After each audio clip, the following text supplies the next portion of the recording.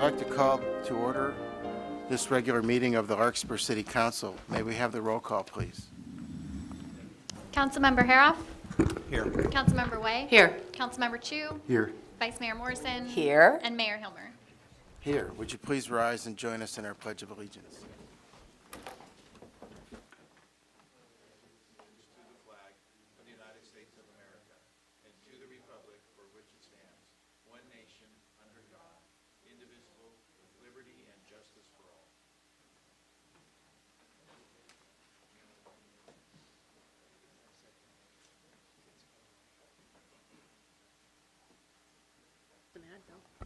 You might need it. Thank you. First item on the agenda this evening is public comment. Are there members of the public that would like to speak on an item or ask questions on an item that is not on this evening's agenda? That being the case, we'll move on. The next item on the agenda are presentations or proclamations, of which there are none, followed by the approval of the consent calendar. Are there members of the council that would like to pull items from the consent calendar for further discussion? No. Are there members of the public that would like to discuss items on the consent calendar before we consider motion for adoption? That being the case, I'll consider a motion for adoption of the consent calendar. I'll make that motion. Second. We have a motion and a second. All those in favor of the motion, please say aye. Aye. Opposed? The motion carries. The next item on the agenda this evening is the city manager's oral report. Good evening. Mr. Mayor, council members, thank you. First, I want to thank City Clerk Jamie Krilla, who has been working to improve some of the elements of the council chamber, and we've realized one of the first ones, which are ergonomically correct chairs for the audience. And these were actually paid for by our risk pool as part of the risk pool's ergonomic program. So thank you to Jamie, who figured out we could get it all paid for and ordered the chairs. So. And we'll have to figure out what we do with our historic wooden chairs and our not so historic red banquet chairs.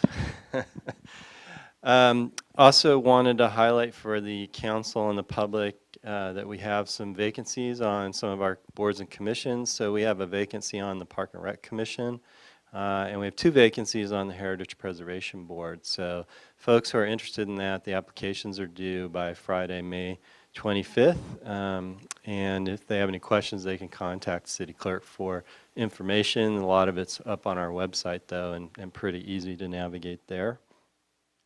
The other thing is we continue through our general plan update process, and we have a public workshop coming up on May 15. This is the one that was originally scheduled for yesterday, and we moved it to May 15th. It's in the Central Marin Police Authority's community room at 250 Doherty Drive, 6:30 p.m. And this one will really focus on the circulation element and transportation issues. So one that I think is of particular interest to a lot of folks, encourage people to attend, learn more about the issues that the committee's wrestling with as they move forward to propose amendments to the general plan. The other thing is that the library events brochure is now out. They have a new brochure. I really encourage folks to either stop by the library and pick one up, or it's up on the city's website. Busier than ever down in the library. They're doing an amazing job with the programming, and we really want to acknowledge the support we've been getting from the Friends of the Library to help make that programming a reality. And then just a reminder, we are now transitioning from rainy season to dry season, and in Larkspur, as in many other places, that means it's time to be thinking about your property and fire safety and dealing with weeds and brush growth. So we encourage residents to start thinking about that. It's always better if the folks are proactive and we don't have to come out and issue warning letters about abating issues on your property. So with that, Mr. Mayor, I'll turn it back to you. Thank you. Are there questions from council members of the city manager regarding his report? Seeing none, we'll move to council members' oral reports and comments this evening. Any reports from the council? Wow. Oh, Councilmember Catherine Way. Well, I wasn't here at the last meeting, being out of town on business, so I don't know if this was covered, but I'd love to share that and I talked to Chief Schertz about it on the way in the door here, that the first evacuation drill that will be happening between Central Marin Fire and NRG in Corte Madera will be happening on Saturday, May 12th at 9:00 a.m. It's the Upper Chapman Park area. It's not in Larkspur, but it will be involving our fire and police and many of the people who participated in the NRG program. They'll be also testing the Alert Marin, getting people to sign up to Alert Marin, and also the reverse 911 for that particular quadrant. So it starts at 9. Everybody of us are welcome to observe if we want. And I believe at the last I heard, the staging area for where people are to evacuate is the Nordstrom's parking lot, if that's still the case. The gravel lot, sorry, the gravel lot. And then the second thing is Saturday is the Bon Air, at Bon Air is the Greenbrae and Kentfield Community Heritage Day. And I don't know how many of you know about it, but it's from 11 to 2. And I'll be there staffing a booth for the League of Women Voters, but they're encouraging as many of us to come out and say hi to the Greenbrae Historical Society. So that's Saturday from 11 to 2 in the Bon Air Shopping Center. That's all. All right, thank you very much. Other council member reports this evening? Councilmember Harrell? I was just going to ask Councilmember Chapman to mention the OPEB meeting. I think we had that since we had this. I'm sorry, I I can't. think we had that since what the last city council meeting. Your OPEB meeting? Oh, yeah, I didn't report out to this council. I reported out to the MCCMC. Just for members of the public, the Marin County Council of Mayors and Council Members has a committee studying the pension and other post-employment benefits for various agencies and cities around Marin County. Specifically this time, the committee members consist of 2 members from each city and representatives from the Marin Managers Association. So the last meeting we had Joe Nation, a former assemblyman and currently a professor with the Stanford Institute of Economic Policy Research, come and speak to the group and just give us some information related to how cities can reduce their, specifically their OPEB obligations. So there's a PowerPoint that he has allowed us to post on the MCCMC website, and I'll be getting that out there shortly. Great. Thank you very much. Other council member reports this evening? Just quickly. Councilmember Harrell? We just wanted to make sure we mentioned to the public that we had that those meetings are going forward, and I think they're very productive. I'm on that committee as well. Yeah, at this point, we've been meeting on the 4th Monday of every month at the Central Marin Police Authority at 7 p.m. At this time, since the 4th Monday in May is a holiday, we won't be meeting, but the next time will be 4th Monday in June, which makes it the 25th, and we're still trying to get a member of the CalPERS board and possibly some actuaries to come to that meeting. Okay, just briefly, unless there's something more. Okay, I just want to mention just two related things real quick. I attended last month's meeting of the board of directors for MCE Clean Energy, and not a lot to report out of that meeting, although it was confirmed that the rates that MCE is charging across the board for all ratepayers, with one exception, is going to remain the same as they were last year, so no change, which is good news. The entity is doing quite well. The only change had to do with electrical vehicle charging rates for people who have electrical vehicles. Those rates are actually going to go down a little bit in order to remain price competitive with rates charged by PG&E. And then today I had an enjoyable time attending the Power Association of Northern California annual spring seminar, along with other members of MCE. The seminar included a presentation from MCE's CEO, Don Weitz, which was a nice introduction to community choice aggregation in California in a crowd that's not necessarily sympathetic to what CCAs are doing. But it was very informative, lots of information about trends and progress on the energy front in the state of California in particular. And noteworthy to me is kind of a universal consensus across the board of moves over time within California energy markets, and maybe even nationwide energy markets, to electrification. And trying to figure out how to accommodate growing reliance on electricity for transportation, for home appliances, for furnaces, water heaters, everything, and figuring out how to accommodate that in a larger grid context is a real challenge. So it was very helpful and informative meeting. Thank you, Councilmember Harf. City Manager had something to say?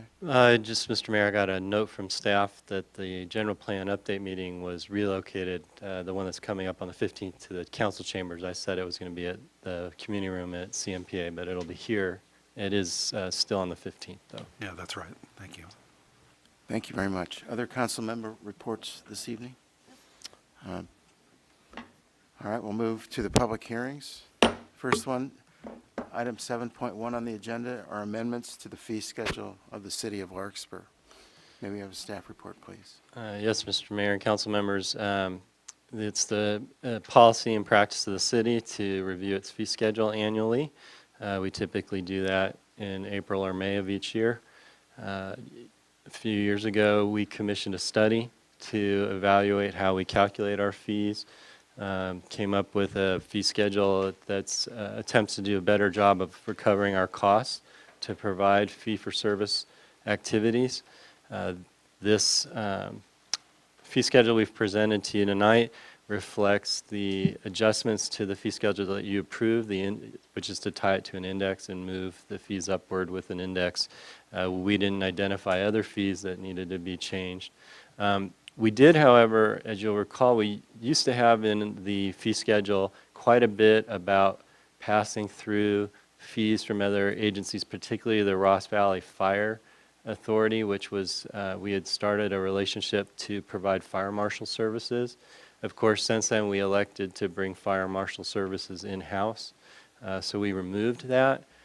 We realized, though, something that's missing from the fee schedule is a statement that clarifies that we pass through fees from other agencies, even for services that are, by law, the city's responsibility. A good example is dog licenses, for example. That's technically our responsibility, but all of the Marin cities participate in a program to allow Marin Humane to issue dog licenses.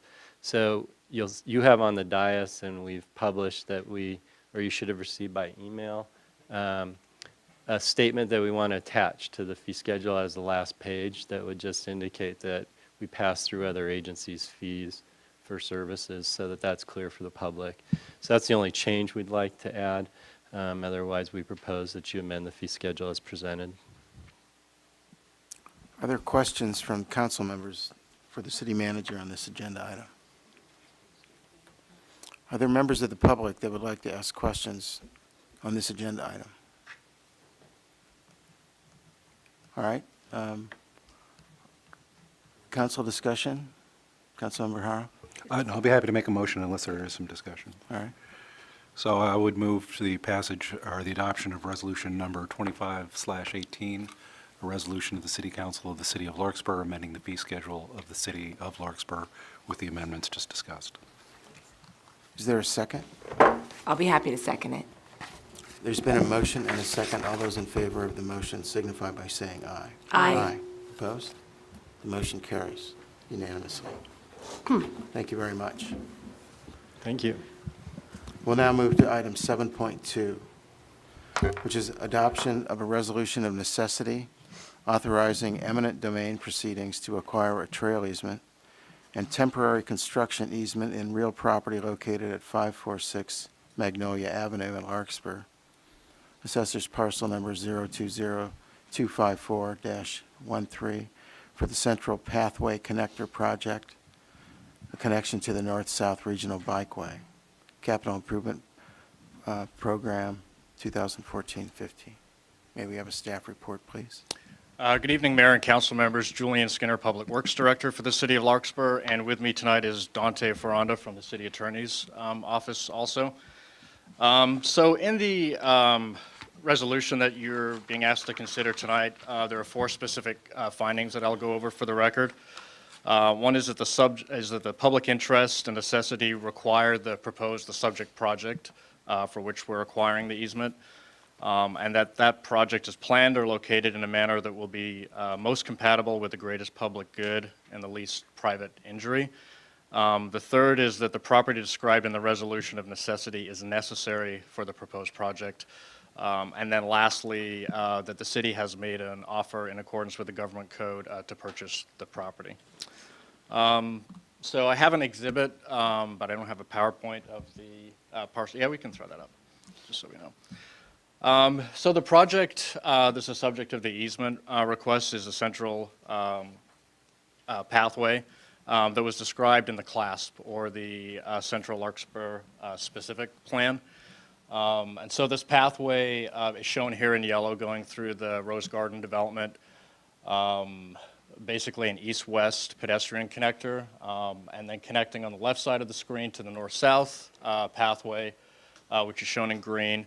And then the red dot is the subject of the easement request. And so, as you can see in the yellow, about 98% of this east-west pedestrian pathway that was described in the CLASP has been built with the subdivision, and we've got 2%, or basically 30 feet, left to build.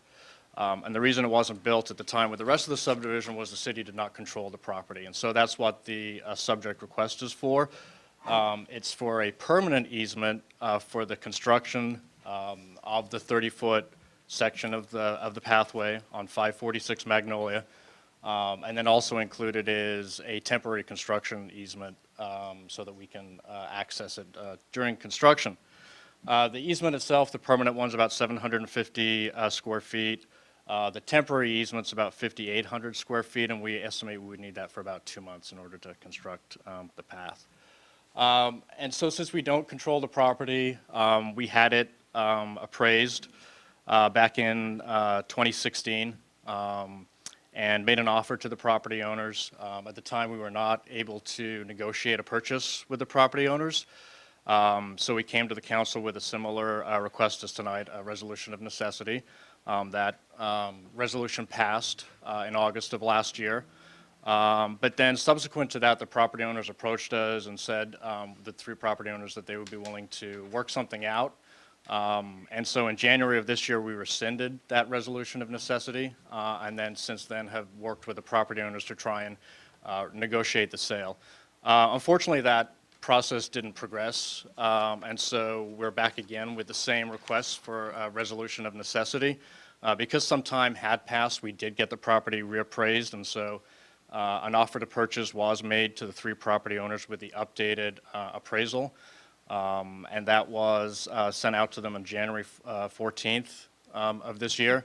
And we were not able to arrive at a purchase price with them, and so on March 21st, we served them with notice that we would be moving forward with a resolution of necessity so that we could start the eminent domain process on that.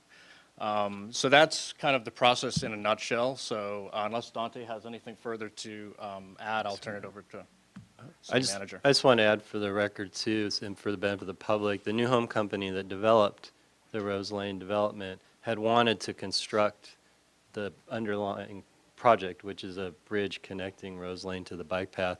And unfortunately, they also could not work out something with the property owners, and that's why it's upon the city now to complete that process. The developer, as per part of their requirement agreement, had put money on account with the city to deal with this process. So we're essentially realizing something that had initially been planned as part of the Rose Lane development. All right, the staff recommendation is to adopt a resolution number 26/18. Are there questions of staff on this agenda item? Councilmember Way? Julian, I see the red dot as the permanent easement. Could you just, I can't really understand where the temporary one would be located along the green pathway? Right, so the temporary one's not actually shown on here, but what it Okay. would be next to that green line, basically from where the red dot is, up north to where the entrance to the shopping center is. So that would be the access to the Just for project. construction purposes? correct. Okay. Councilmember, or Vice Mayor Morrison? What do you think the problem is? I mean, they knew about it. It's an easement that they don't use. It's connecting to their commercial site. It's a wonderful pedestrian path from Rose Lane, 85 Housing, to their commercial site. What is the problem? What's the holdup? Why are they so concerned about, I think probably I've had the benefit of more conversation Okay. than Mr. Skinner with the property owner. The class, the Central Larkspur Area Specific Plan, envisions a redevelopment of this entire property. I would say the property owners hope to someday realize some form of that vision, and they weren't certain. They thought this connection was the right location for linking up the pathways. Through conversation with them, I think part of that is what exactly the green line that you see now would look like in some future development. It may have a slightly different alignment. But I think staff feels strongly that there's only benefit in building this connection because the yellow line, the pathway through the residential development, has all been completed and needs to be connected in some way at that point. So building this bridge across the small culvert that's there makes a lot of sense regardless of what ultimately happens on the subject property. and this area always existed? This was always the discussion, that section? The red dot, which represents this small bridge over the culvert, that's been something that's been imagined since these plans were adopted, yeah. The alignment of the green pathway, in the documents, there's room for a future discussion of whether that line looks different than it does today. For the benefit of the public, we're talking about the bike path on the property that the public uses. We actually lease that. It's one of the few parts of our bike path system we don't own. We lease that pathway from the property owner through an agreement that's existed for quite a while. And so there is room down the road that might have a different look and feel if the property is ever developed into something envisioned by the CLASP. Right. It's just a positive asset to the public. I just don't understand why they're not, working with us. Thanks, Dan. Other questions of the city manager on this item? Are there members of the public that would like to ask questions or make comments on this agenda item? That being the case, we'll close the public hearing and bring this back to the city council for discussion. The staff recommendation is to adopt resolution 26/18. Is there further council discussion? If not, I'll entertain a motion for adoption.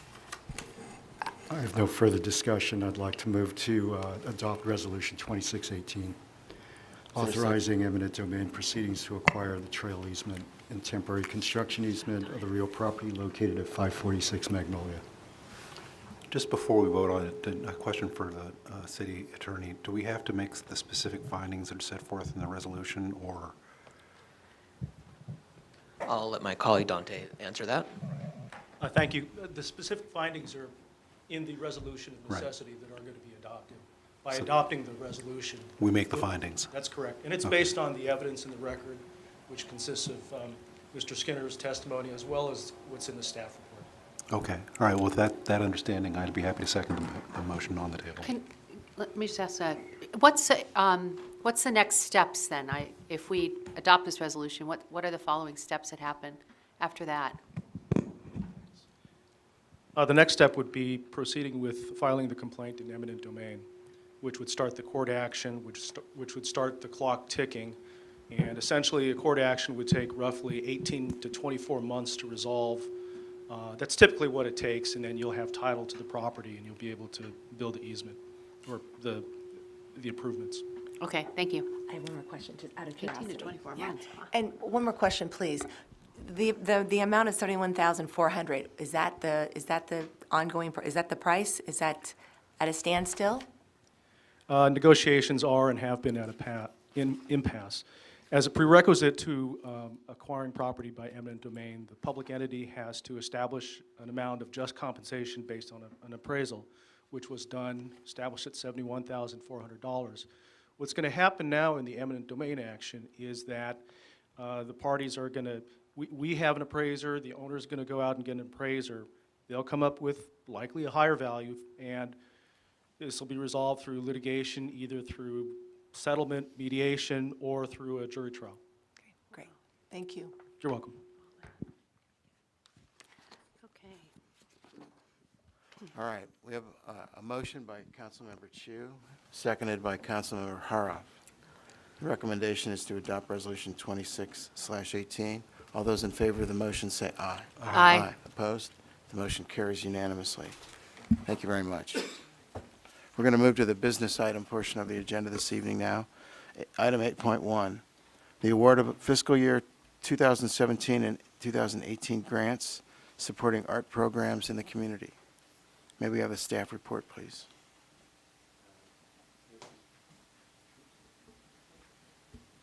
Mr. Mayor, council members, earlier this year, the council formalized a longstanding practice into a policy with respect to awarding a grant or grants of up to $10,000 total in supporting art programs in the community.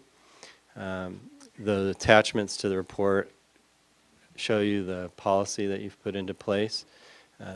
That policy calls for a committee of the mayor, vice mayor, and city manager to meet to discuss applications for these grants.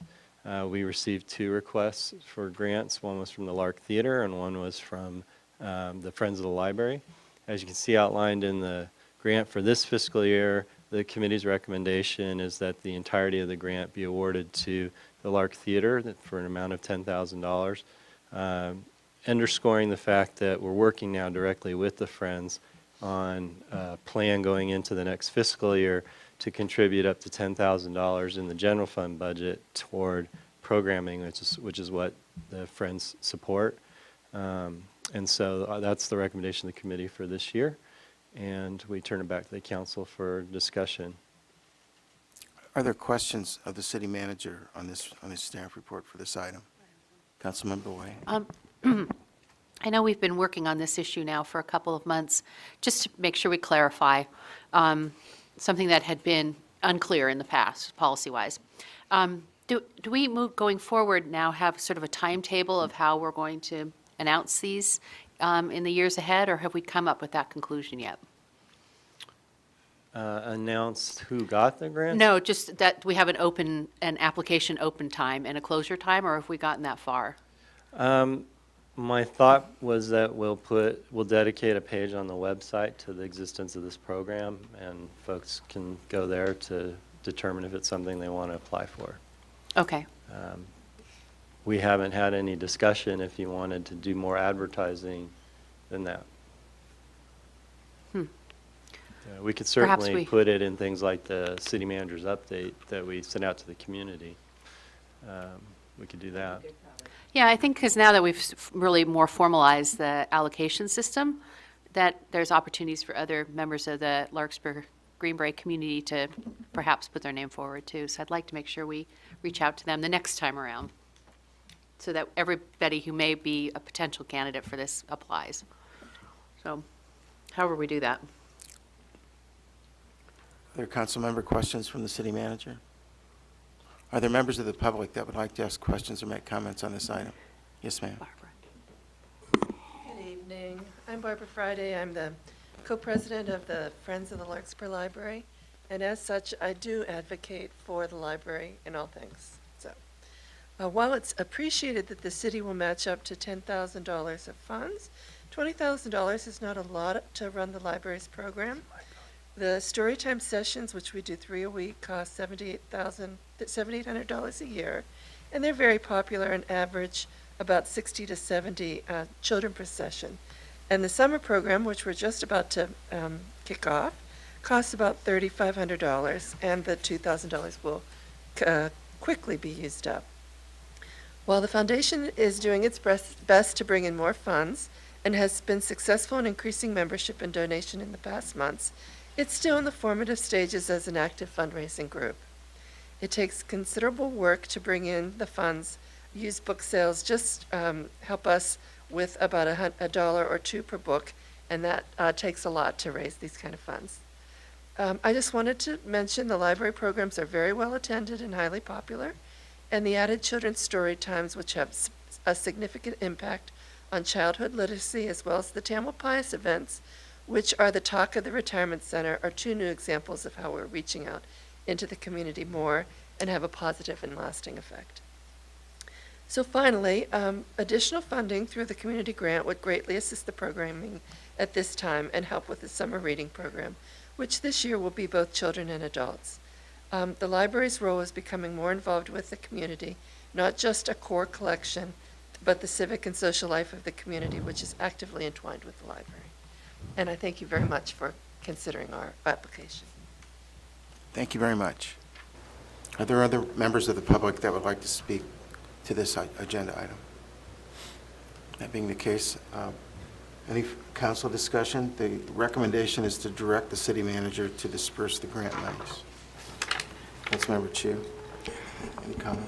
Yeah, I think in terms of where I come from on this one, it doesn't have anything to do with whether I believe the library is putting on good programs or not. I think they're doing a fabulous job, especially with the organizations that support them, like Friends and the Foundation.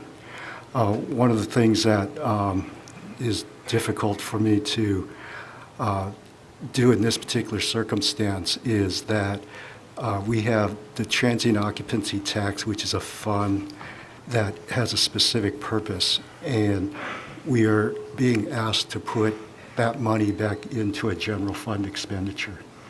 So I think one of the things we didn't discuss prior but might want to consider also is that when the city is a direct beneficiary of the TOT, that they probably should be ineligible to apply for the grant, but that's a separate discussion.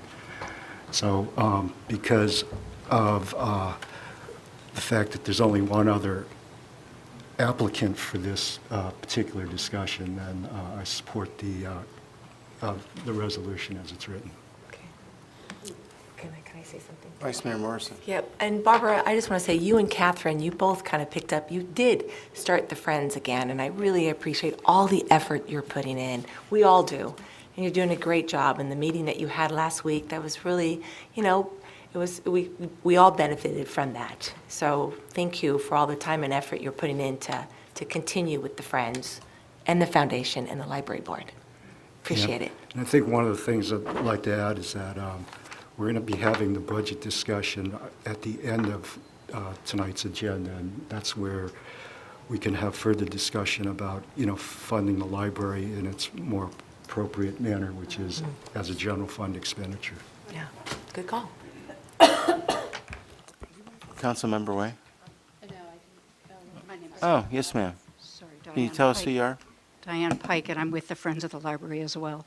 I guess our confusion is that when we applied for this, we were okayed and said that we met all the guidelines. And so it's a little confusing now to be told, well, no, you really don't. No, this is just what I'm saying. Yeah. I'm saying this, I think we got a policy issue that hasn't been discussed. Oh, it sounded as though you decided. No, I've decided. That's where I am on this, but they may have a different opinion. Other council member comments on this? How would you like us to direct you, Mr. City Manager, through a motion or through just a sense of the consensus of the council? The council, I think, can just vote to direct me to disperse Do you need as Would recommended. you prefer an action? I think that would be All right. appropriate. Is there a motion to go with the staff recommendation on this? So move. Second? Second. All those in favor of the motion, say aye. Aye. Opposed? Motion carries. Is that sufficient direction, Mr. City Manager? Yes, thank you, Mr. Mayor. Thank you very much. The next item on the agenda this evening is item 8.2, to consider adoption of the Measure B Street Repair Plan. This is Capital Improvement Program 18-307. Good evening, Mr. Mayor and council members. Again, Julian Skinner, Public Works Director. I'm happy to be here tonight to present to you our Measure B Street Repair Plan. Actually, I'm going to have our paving expert consultant, Joe Ryrie from Pavement Engineering, go through some slides here to have a little bit of Pavement 101 and talk about the plan itself. So I'm going to hand the clicker over to Joe. And then I'll just go into a little bit of background before Joe goes through his presentation. And so this plan is basically in response to what we've heard from the residents. Our streets do get rated every 2 years, so we're well aware that our streets are overall in poor condition. But the survey that we undertook in spring of last year, over 85% of the residents indicated that pavement repair was one of their top priorities. And so after the Measure B was passed in the November election, we outlined a plan where we would come back to council with a plan to accelerate the pavement repairs. And so in December of last year and January, between Joe and our staff, we personally walked all 25 miles of city streets that haven't been paved over the last 5 years. So we have 33 miles of streets in total. We walked, one of us did, we didn't all walk all of them, but the 25 miles of streets to evaluate them. And then we held a public workshop in February where we revealed the results of our street walk and the streets condition and talked a little bit about how we were going to develop a plan to accelerate those repairs. And then together with Joe, we worked through March and April on putting a plan together on how to prioritize those streets and put some projects together in a plan to address those needs. And then on April the 10th, we held a public workshop where we revealed the draft plan, showed folks how we plan to phase each neighborhood and each street over 4 years of paving. We also posted that plan, the map that Joe will reveal to you soon, as well as a detailed spreadsheet listing all of the street sections and proposed pavement. So that's been up on the website for the last 3 weeks or so. And so I'll hand it over now to Joe to do a little bit of Pavement 101 and talk a little bit about the plan. And then to close, after Joe's presentation, I'll talk a little bit about next steps. Thank you, Julian. Mr. Mayor and members of the City Council. Nice to see you again. It is wonderful to see you, and thanks for the really nice chairs. They're very comfortable.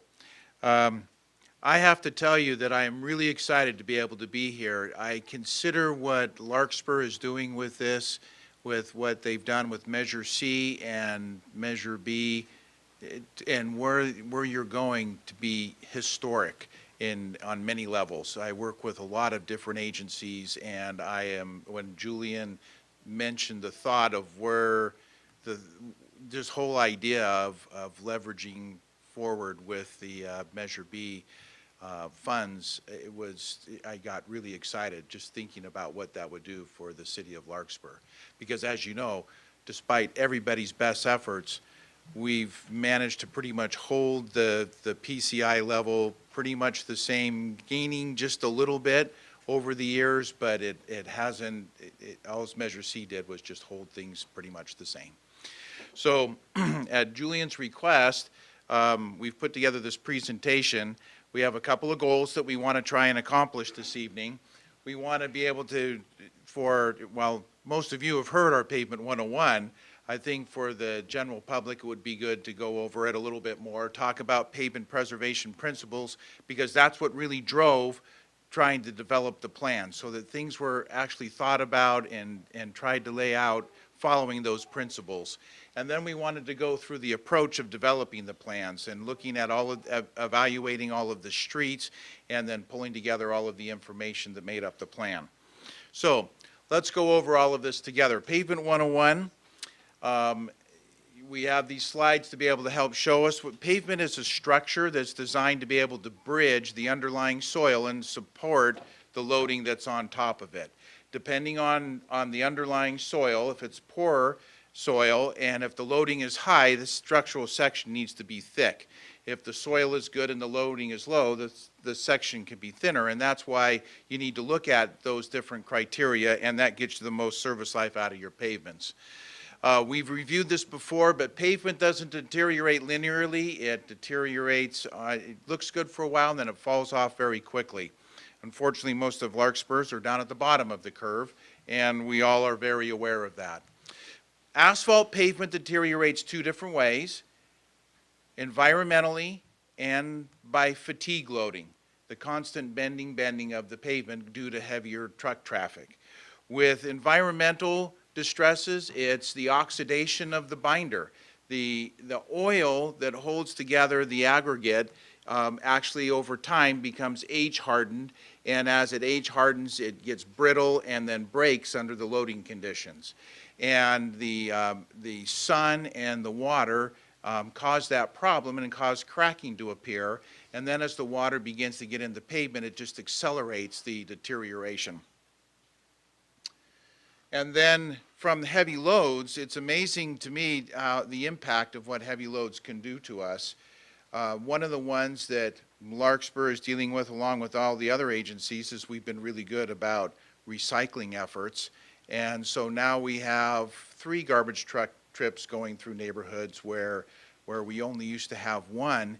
And we put together this slide to be able to help convey to the general public the impact of the heavier vehicles. And so we equated these heavier vehicles to a Chevy S10 Blazer, and one loaded garbage truck is equal to 9,300 Chevy S10 Blazer units. So it's like every time one of those trucks go by, there's that many of the equal cars going by.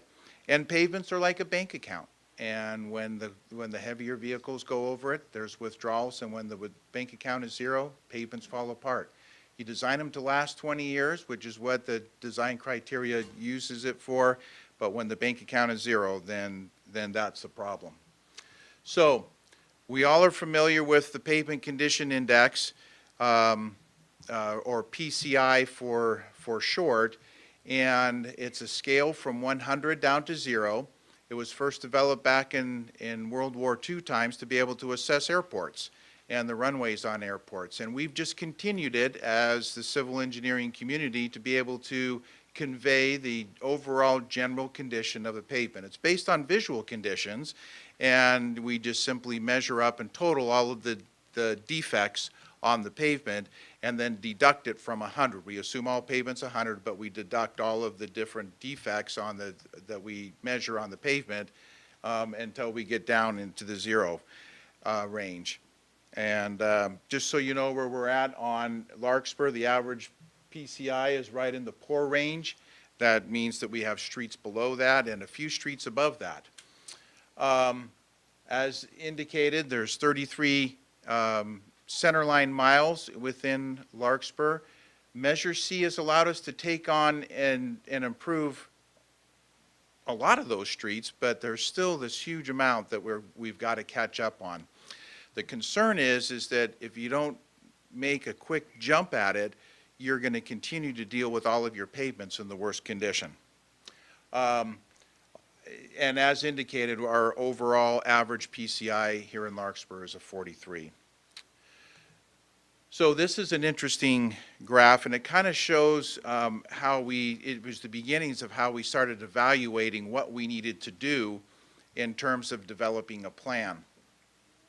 We took all of the PCIs, or all of the streets, and rated them by PCI and looked at the square footage, and then plotted them out in 10-point increments, realizing that 100 is in excellent condition, 0 is in failed condition, and the range is in between. And you can see the efforts of the last couple of years of Measure C are right here, but we have a lot of pavement still that is starting to deteriorate. And with most of it down in this range down here, that means that we had to be really aggressive at going after those streets. So then looking at pavement preservation principles, which is just simply doing the right thing to the right or doing the right treatment to the right pavement at the right time, using the right materials. That's again what helped guide us towards developing the plan, which simply means that we wanted to do the right treatment as indicated by the pavement. We didn't want to go out and overlay a brand new street, although there aren't a lot of those here in Larkspur. But we also didn't want to, on streets that were failed, only do a halfway job on them. We wanted to do the right thing on them. And as indicated, unfortunately, with a lot of the pavements being down in this range, we're dealing with the pavements where they cost the most money. And that was a real challenge, and that's why I'm really excited that what you're doing by leveraging Measure B. So here was our project approach to developing the overall plan. First of all, as indicated, every square inch of the streets that haven't been treated were looked at, walked, driven several times, and what we were looking for was the overall condition, trying to figure out what the next anticipated treatment was, because that then gave us a cost range of what we were dealing with.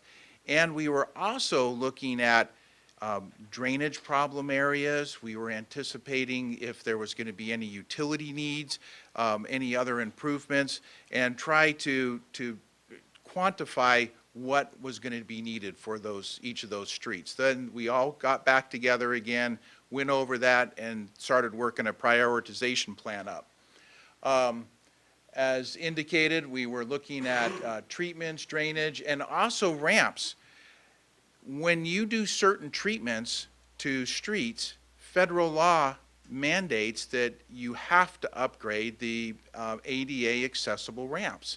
You can't ignore them with certain type of treatments. And since all of our treatments are heavy rehabilitation treatments, it automatically triggers the ramps. And so ramps take a while to design. Some of them are tricky, and they can also be costly. So we had to factor all of that into the plan as well. And you'll see how we dealt with the ramps in the plan and in terms of what we needed to be able to do.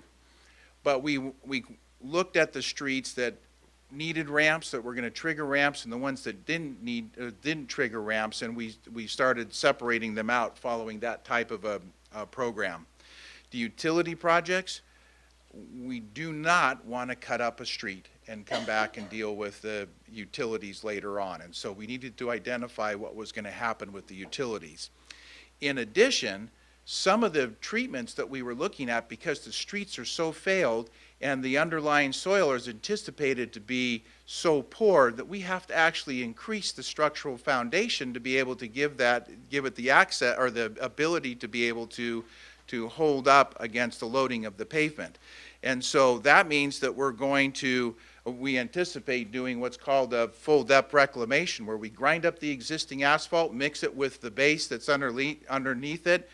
In some cases there isn't, and it's just sitting on native soil, and create a new base layer. But there's underlying utilities that we need to watch out for.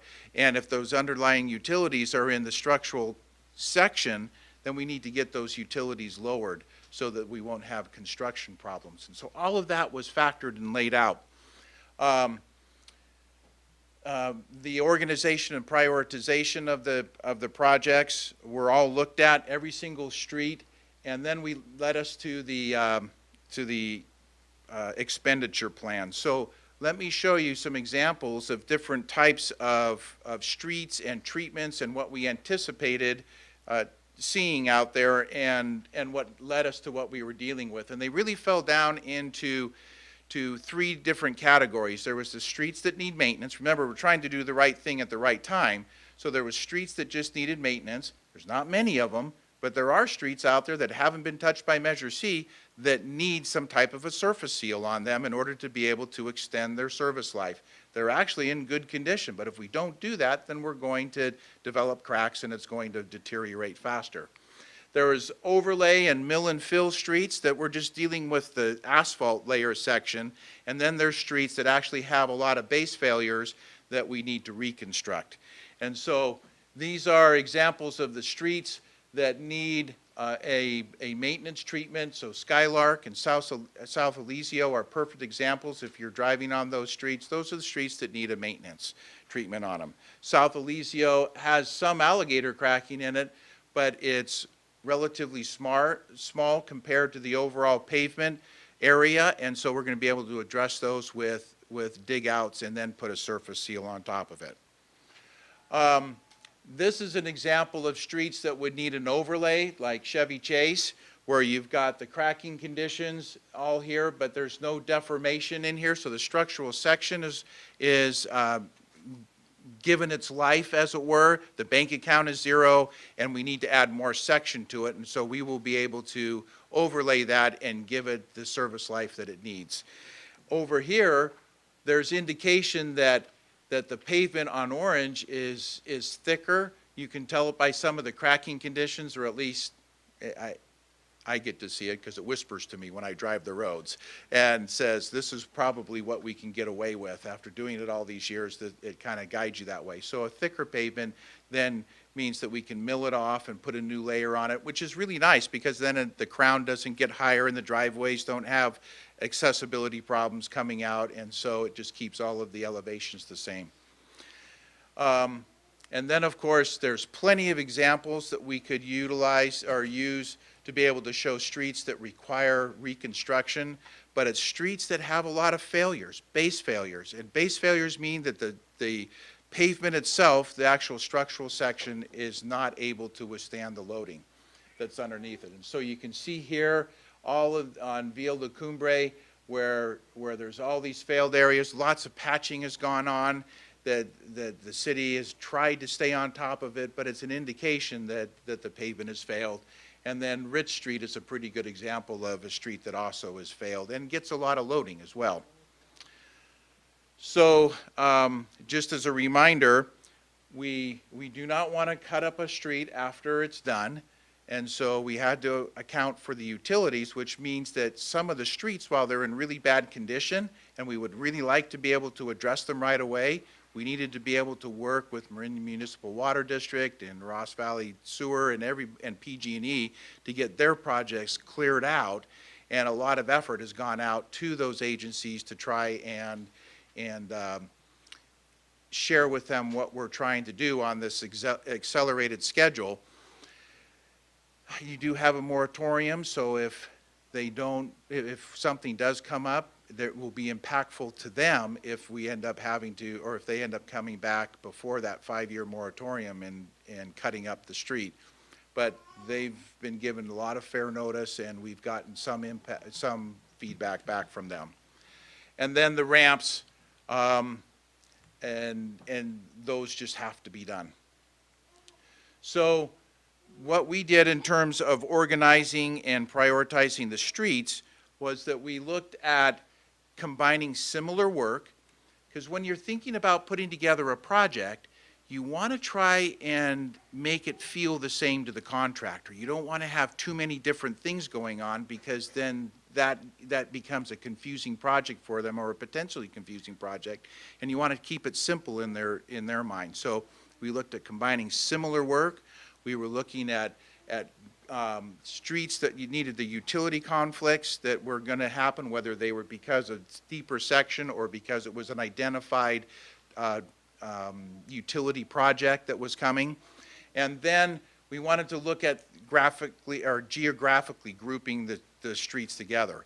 Again, this has huge impacts in terms of construction costs. If you tell the contractor to go from one end of Larkspur to the other end of Larkspur and work on 2 different streets, the costs are going to be a lot higher because he has to move his crew and his equipment and everything across town versus keeping it all close together where he's working with everything. And so while that was all put together and filtered through the system, this is what we came up with in terms of the plan. And so we found that there were 10 different projects that we identified that fit that criteria. And then also we were trying to do this over 4 years. While our goal is to improve everything in 5 years, as Julian and I have talked, we knew that something could happen, something's going to slip out on us, something, you know, so let's try and accelerate it in 4 years' time, and then that 5th year can be any kind of pickup that we need to work with. But the plan you'll see is over 4 years. If you'll notice, if you're working down through here, we had identified 4 projects that were more of the overlay mill and fill type of a project. Then we identified 3 different projects that were the reconstruction projects.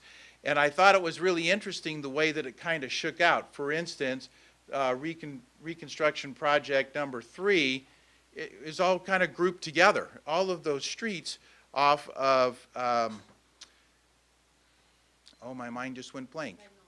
Yes, are in really bad condition and are failing. And so a heavier reconstruction was needed. And so it was kind of nice when we laid everything out and took a kind of a bird's eye view of everything. It was interesting how the plan just laid right out in terms of what needed to happen. And then we were being proactive. This SFD project is actually right through here. It is Sir Francis Drake. Sir Francis Drake isn't just challenged by its pavement condition, but it's also challenged because of Highway 101 and the interaction by Caltrans. And Caltrans doesn't always move very fast, and so we knew that we needed to identify that as a separate project and not include it with another group of projects because Caltrans may take longer to get things done. Any approvals, encroachment permits, all of the work that would need to happen with them to be able to have that be a project. Plus, we saw that from a construction point of view, that project would likely be done at night and would require a lot of traffic control, and so just having the contractor be able to focus on that project made a lot of sense to us. So from a table summary point of view, this is what we came up with. Your $25 million plus or minus of the projects. We had our 4 typical projects, the reconstruction projects. Oh, this is our maintenance project right in here. There's only $250,000 needed for the streets that need maintenance. There's not a lot of streets out there. And then you'll see the Sir Francis Drake project and the ramp project that's down here. Now, I just mentioned the ramp project. There's several of the streets, as indicated, that needed to have ramp improvements as associated with the treatments. There's a lot of streets that don't, but what we decided to do was focus on the very first year on all of the streets that were overlay and mill and fill streets. Those are pretty easy to design. You can put together a quick package on those, and that there weren't any ramps involved with that. And so that's where we came up with the first year's package. Then we start getting into the second and the third year package, and that's where we were able to start doing the streets that needed ramps. Now, federal law just says the ramps need to be improved. They don't have to be improved with the project, they just need to be improved. So what we plan to do is get the ramps designed in the first year and then go out as a separate contract it's all a construction or a concrete crew contract, get all of the ramps throughout the city updated and improved wherever they're needed, and then we can easily fit together with the rest of the projects from there on out and not have to worry about the ramps. We're just worried about the paving from there on out. Again, it's combining similar work for construction, which again, ramps are pretty expensive, and we hope to see this price actually be pretty competitive if you're giving them all ramps to be able to do, and it's going to keep a construction crew busy for a while. And then the rest of we started floating in the reconstruction projects. We knew that we needed time to be able to deal with the utilities of the reconstruction projects, so trying to do those in the first year wasn't really going to be feasible. We needed to do some investigation in terms of how deep the utilities were, and then work with the utility companies to get the utilities lowered if necessary. So that's what drove putting together the project. We also pushed out the Sir Francis Drake project out to year 2021, giving us as much time as possible, or what we anticipated in terms of working with Caltrans to be able to do that project as well. So that's the plan, and I think it's a pretty good plan. It's been wonderful to be part of it through its development, and we've gotten a lot of good community feedback on it. People have shared, and I've learned some additional drainage issues that have come up where, you know, when we look at the streets, we can see those patterns, but people have shared more, and so that was tried to be able to be factored into this from the community meetings that we had with the community. So that's our plan. You'll see that it's over 4 years. We anticipate being able to follow all of that. It makes some pretty big projects. Those are good-sized projects, really big for the city of Larkspur. And we were concerned that we didn't cripple the city with traveling and just you don't have a lot of ways to get back and forth across the city. And if we end up putting projects all over the place, you could cripple the city in terms of traffic. And so we were trying to keep things, again, grouped together into bite-sized pieces. And we would anticipate that the packages would likely follow this pattern. But if we run into construction problems with utilities and conflicts, we can shift around. And as we've talked, as soon as a package gets put together, get it bid out and out on the street as soon as all the obstacles are cleared. So that's the report. I think that gets it. Yes, that's right. So I just wanted to follow up on that and make sure that everybody is aware that this is while this is an accelerated pavement program, this is not a quick fix. We're not just going out and putting lipstick on our streets to get that PCI number up higher. We're actually doing this in a sustainable manner. The streets are going to be designed to a 20-year life, so that at the end of this program, we'll actually reduce our ongoing maintenance costs. So it's great that our PCI is going to get higher and our streets will be better, but it's also going to reduce our ongoing maintenance costs, bring them down from, we're right now paying about $1.7 million a year just to stay in the high 30s, low 40s. We anticipate that at the conclusion of this program, our annual maintenance costs for our pavement to keep them up in the high 70s will be less than $1 million a year. So it's more than just a quick fix. And so I just wanted to talk a little bit about next steps before we open it up to feedback and questions. So this is kind of the framework or the first step in accelerating the pavement program. There's obviously a parallel process that's going on with the financing, but this is looking at starting to set up the projects. And so as Joe mentioned, we've kind of broken things down into 4 years, and then we've got paving projects, and then we've also got a ramp project in there. The other thing I want to touch on is based on some feedback we got from residents on some of the really bad streets where for one reason or another their streets being pushed out to year 3 or 4. We're going to look at doing a pretty significant patching project before the next rainy season. And so as many of you probably noticed, our public works crew are out all through the winter patching potholes, and then they're out there a month or two later patching the same potholes because it's really a tedious and ongoing process to patch some of these streets. And so for some of these that are going to be later on in the program, we're proposing to spend some of this Measure B money to put some more substantial patching on these streets rather than just patching the potholes, but doing some bigger patches so that those streets will be able to make it through to year 3 or 4 in the plan without breaking out and without having our our maintenance workers out there over and over again. So the next thing you'll see as far as the project side of things is when we bring you the first look at the capital improvement program for next year, you'll see these Measure B programs, projects by year outlined in that. And then so what we're looking at here in the projects, the year 1 is actually looking at paving streets next summer. So there's a contract out right now that is the last year of what will be the Measure C funding. So those are the streets that will be paved this summer. So when Joe was talking about that first year of paving, it's the 18-19. So basically the first year of actually paving streets in this program will be the summer of 2019. But we are looking to do the patch paving in the fall of this year before the winter, and then also we are going to start the curb ramp project as soon as we can also. Because construction work on curb ramps and concrete is something that we can actually do somewhat over the winter, whereas it's problematic to pave over the winter, so. Jillian, can you clarify for the council on the streets you're going to do the significant patchwork in the first year, how that money's not entirely lost in the sense that the patch has another purpose later on? Right.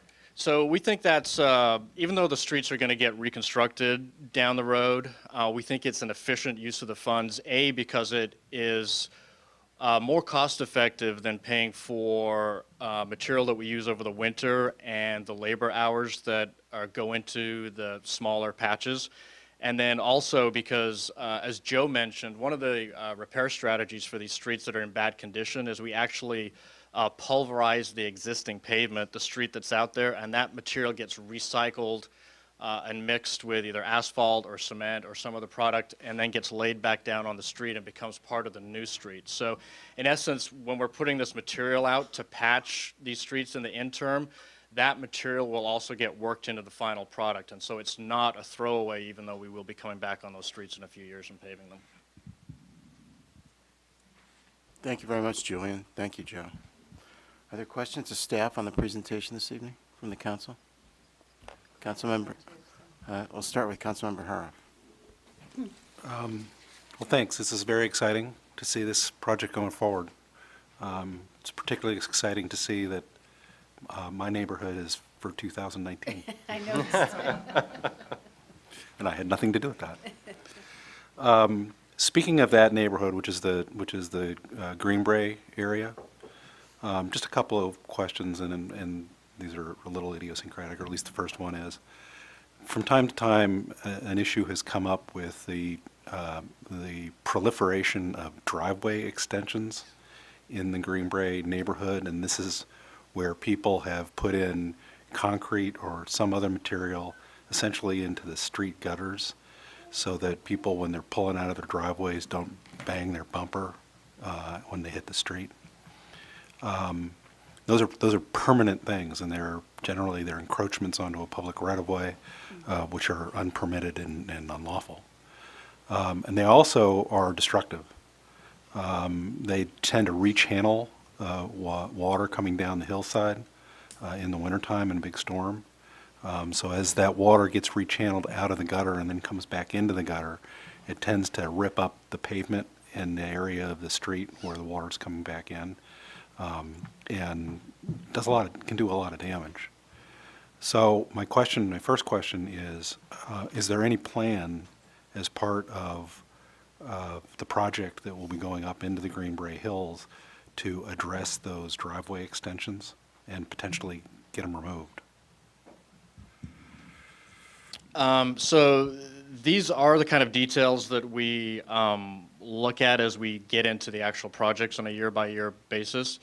The general answer is to the extent that the driveway extension is not impacting the proposed paving. A lot of those are conditions that have existed for many years, and we will work around them to the extent we can. Some of them that have not been constructed very well, that are going to be problematic to pave against, we will try and fix those or remove those. Part of the issue is you're dealing with two conflicting issues. One is, as you mentioned, you really do want to keep that water flow in the gutter pan, because as the water flows over the asphalt, as Joe mentioned in his presentation, weather is one of the contributing factors to pavement wearing. And then also for clean stormwater reasons, it's better to have the water flowing in the gutter pan. So that is one interest. The other interest is given the time period that a lot of these homes were constructed and the nature of vehicles at that time versus vehicles today, in a lot of places we can't simply take that obstruction out, or even a regular vehicle would have the potential of scraping on somebody's driveway or scraping out on the street, especially where we're doing an overlay and the crown on the street gets a little bit higher. So we take that into consideration as far as what the obstruction is, what kind of impact it's going to have to our paving process, and then what kind of impact it's going to have to the homeowner as far as Are they going to have to reconstruct their driveway because their driveway is not going to work anymore? And then is there the potential that the vehicle is actually going to do damage to the street if we take that cushioning at the gutter pan? So unfortunately, there's not a straightforward answer. It's a combination of, we have to weigh those factors versus one another, and they're actually looked at on a case-by-case basis. Okay, that's helpful. I just want to make sure that it's an issue that does get addressed, because it's a pervasive situation over in the hills. And not all of those driveway extensions are older. Some of them are quite new and are decorative in nature in some cases, and may raise some additional issues for those reasons. The second question I had is one of the big exceptions, I think, to what you're planning to do over the Greenberry Hills in 2019 is Via La Cumbre. So that road is in bad shape, obviously, and you're proposing to do some serious work up there at a later date, which is terrific. The question that I have is, there's also obviously a concern expressed by some of the folks who live up in that part of the Greenberry Hills about the use of Via La Cumbre as a secondary route to get up north and around Highway 101. And I know that you all are thinking of different options that might be available to address those concerns, and at least as of the last time you made a report, you hadn't finished that process, and I'm guessing you're still working on it. But the question is, will that process allow the incorporation of appropriate, and I don't want to prejudge what appropriate means, but appropriate traffic calming measures in those neighborhoods in order to address those concerns on a permanent basis? Yeah, so firstly, Via La Cumbre was separated out from the rest of the Greenberry Hill based on one of the criteria that Joe explained, which was that Via La Cumbre has a lot more significant reconstruction that needs to take place, whereas the rest of the streets we think we can overlay and do some mill and fill. So that's why it was parsed out from the rest of the hill. And certainly, as we move through all of these projects on every street, we're actually required to look at the street as part of complete streets. We certainly get a lot of requests into Public Works for crosswalks and traffic calming and things like that. And to the extent that the project timing works out, we'll definitely be evaluating those. As obviously, much like we don't want a utility to come in and cut up a street that we've just paved, if we're going to do something traffic calming wise, whether it's striping or signing or something beyond that, it's certainly the most efficient time to do it in conjunction with a paving project. So as far as where we're at with Via La Cumbre, we're still doing some investigation, taking some traffic counts out there and working with the residents. That's slated for summer of 2020, so I think we'll be through that process with the residents before it comes time to pave it, yes. Just one last question, if I could, while I got the floor. I don't know who's the appropriate one to answer this, but we have a section of Sir Francis Drake that is included in your paving plan, but the county has also got plans in the works for a major reconstruction and improvement project for the section that will stop, I guess, where we finish and go all the way up to Ross. And it's more of a scheduling issue. Is that plan, I mean, I don't even know what the plan really is right now, or if it's close to final, but do we have any concerns about the impact of the work that the county may be doing on Sir Francis Drake on our paving project?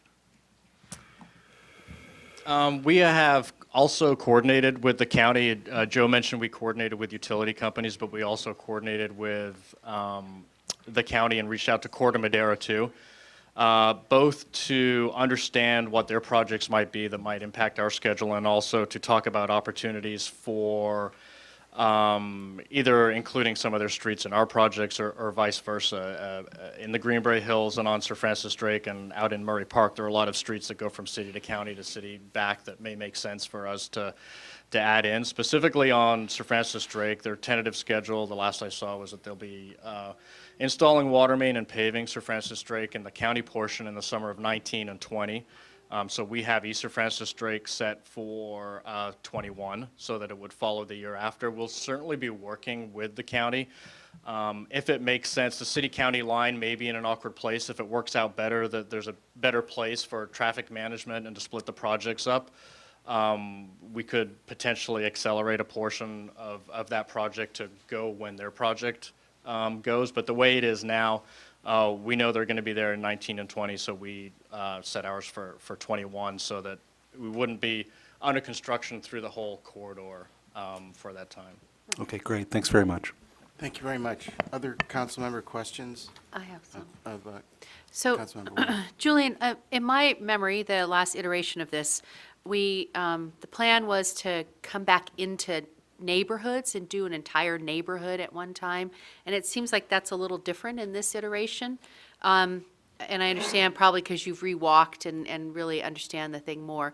But I remember a conversation in which we had some residents here who had part of their neighborhood done and were wondering when their second part of their neighborhood or a third part of their neighborhood was going to be done. And I felt like we had talked to them or offered them that it was going to be a complete set, and I don't know where we are with that. Does that make sense, what I'm Yes, saying? yeah. And if Joe can go back to the draft lines, I can maybe point out. So go ahead. Yeah, so to the extent we could do that, and that was part of the objective in putting these projects together, was to do neighborhoods. Right. And so what you see here is a little bit scattered from that, and that's driven by the utility project. Okay. So, for instance, if you look at the bottom The little of black the line sheet- there. Yeah. Yeah. So, yeah, that's actually Birch Court, which is surrounded completely by Corte Madera. So the reason all the streets around that are not colored is because they're Corte Maderas, so that's why it's kind of an outlier. But then if you look at the bottom, you see there's two little blue streets there that are separated from orange. The orange are the streets that have utility conflicts, and so those streets ideally would probably not be in year 4, but they've been pushed out because of a utility project. The two blue ones that you see there are streets that are in really bad condition, and they happen to be next to streets that have utility conflicts. We made the decision to pull those streets out. They're in really bad shape and do them sooner rather than later, so that's why they're an outlier. We brought them forward from where they would have been if you did everything geographically. They would have been in year 4 because of the utility. Okay. So, you know, to some extent, the colors are grouped together. Where you see deviations, it's primarily because a utility project made us deviate from that. And is it possible to, in the next sort of analysis of this, the map includes the streets that have already been done so that we have, you know, we can show people, look, we've already completed this part in the last several years for Measure C? Because it looks, I mean, what we're looking at is future rather than what we've already accomplished, which I think would be helpful for me if it's possible. Yeah, we can, so as we go through this process and if council adopts the plan tonight or makes changes and recommends we come back and adopt something different, what's ultimately will be adopted, we can update to show the streets that we've already done, because I understand there's some streets on here that are not colored, and some of them are in the city, and we've done them, and some of them are not our jurisdiction. Right. So it might be helpful to have that. And some have been folks. half done and not done yet, so people are always asking me about those things. And then are you also, for instance, when we had Measure C, there were letters that went around about doing the sewer lateral main, and then we had a stall in some neighborhoods because of utilities and it wasn't done. You're going to reiterate that to neighbors and make sure they have advance warning about getting their sewer mains done? Yeah, so the same as we did with this year's pavement, as soon as we're fairly confident that we have a list of streets that we're going to move forward with, and we did this last fall, we will send out a letter to those folks and give them at least a 6 months to 8 months advance notice that we're going to be coming through. And then what we actually did in our first workshop, we had the sewer district actually came to our first workshop and were able to hand out information on their sewer lateral program to folks that showed up to our first paving workshop. Good, because I saw, a real flurry of those, and then the project changed and because of other means, and I think people need that reminder. Okay, that was my question. Thanks, Joe, for your presentation. Vice Mayor Morrison? Thank you. So, Julian, nice report, thank you. So Project 2, Hillview, we are thinking of putting our telephone poles and wires underground, along with trying to do all at once the sewage lines. So is 2020, would that give us plenty of time to get organized? So the You don't have to undergrounding answer of that your tonight. electrical lines needs to go through PG&E. Right, and how do they? They have varying deadlines and varying schedules. I understand Yeah. they just revamped somewhat their program. I would say 2 years out, considering the project hasn't started, is very aggressive for an undergrounding project. So that's the kind of feedback that we would want from a neighborhood. Again, this is going to be a working plan. Yeah. We understand that some of these streets are going to move in and move out as we work with utilities and we work with neighborhoods, and we'll have the opportunity to vet that through the Measure B committee and then through council Sure. as the individual projects come forward. But yeah, I would say, Okay. yeah. All right. Get that committee going. Thank you. Councilmember Chu? Yeah, Julian and Joe, you did a good job on this, so thank you. I think mine is more of a comment rather than a question, because when we did Measure C, there was a methodology and a defensible way to, when somebody came up to you and said, why is my street out in year 4? So I'm assuming that you've done the same thing here. It looks like you have. I couldn't figure out anything where it looked subjective, especially after some of the explanations that you've given us tonight. So I think you'll be okay if you feel comfortable enough that if people from the public come to you and ask that question, that you'll be able to tell them, yeah, okay, thank you. Thank you very much. Other council member questions of staff? Are there members of the public that would like to ask questions or make comments on this agenda item? Cindy Winter, Greenbrae. That was a wonderful, wonderful Roadwork 101 presentation. I could understand most of it. And about South Eliseo, where I live, part of it is pretty good, but the part by the medical office is very, very bad, and I hope that will be one of the areas that will be patched fairly solidly to carry us through to 2022. It's a major cycle route. It's not a very good one because of all the traffic, but there is no other, and it connects the route that goes along the creek by Bon Air Center with the route to College Avenue and now on to Ross. You get a lot of bicycle commuters, a lot of recreational riders, and I ride on it daily, and it is a challenge. So that's good to hear. And then the second question about South Eliseo is that many of the neighbors are concerned because it's a high-traffic street. It's high density. There are a lot of condominiums and apartments. And some of the neighbors would like to have a crosswalk study done before the pavement, which will be another 2022, 5 years, maybe 4 or 5 years. So I wonder if that would be possible to consider.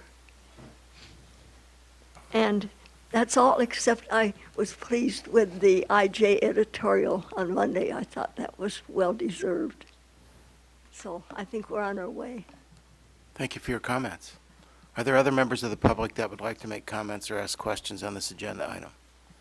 Seeing none, I'll bring it back to the council for consideration of the staff recommendation, which is to adopt Resolution 27/18, adopting the Measure B Street Repair Plan. Is there further council discussion? If not, I'll entertain a motion. I'm proudly to make that motion. Is there a second? I'll second that. There's been a motion and a second. All those in favor say aye. Aye. Aye. Opposed? Motion Good luck, carries. Julian. Go Thank you get very it. much. Nice work, Julian, Joe, staff. Next item on the agenda this evening, item 8.3, Subdivision 14/11, a request for the acceptance of the amended subdivision improvement plans and the execution of an amended and restated subdivision improvement agreement for the subdivision entitled Oak Road Merger Re-Subdivision. May we have a staff report, please?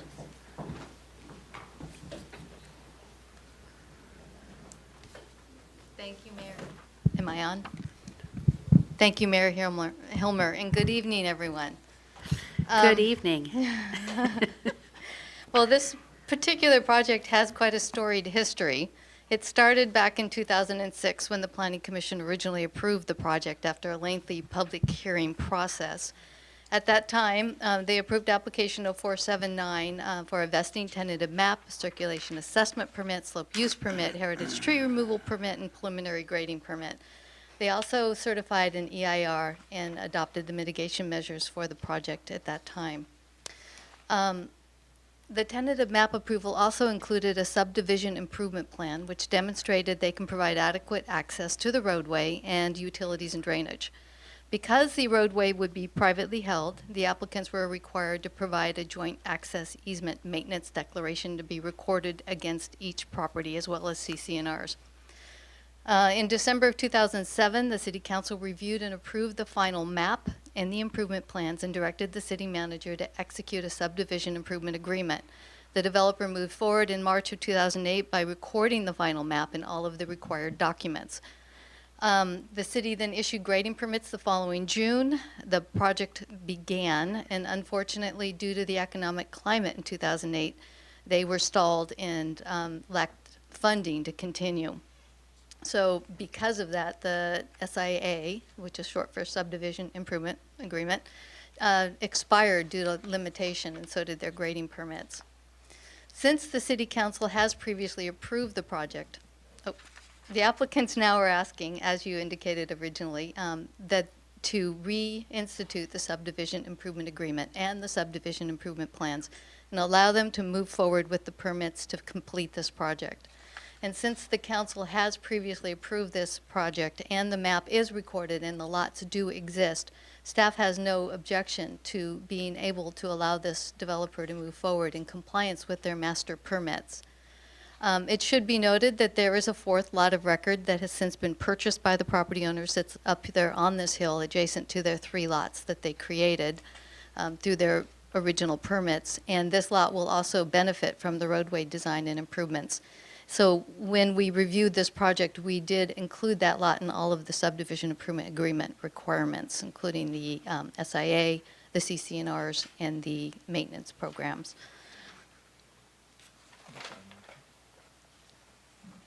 The documents and plans that were provided to the council in your packet are all required in order to move forward with this. They've been reviewed by the city attorney and city staff and the city engineer for adequacy, compliance with current code, and the governing permits for the Oak Road merger subdivision project that was approved in 2006. So staff recommends adoption of Resolution 2818, approving the reacceptance of the subdivision improvement plan and execution of the subdivision improvement agreement for the Oak Road merger/subdivision. To be clear, when this roadway is developed, there will be 4 legal lots of record that can then proceed with development of their own.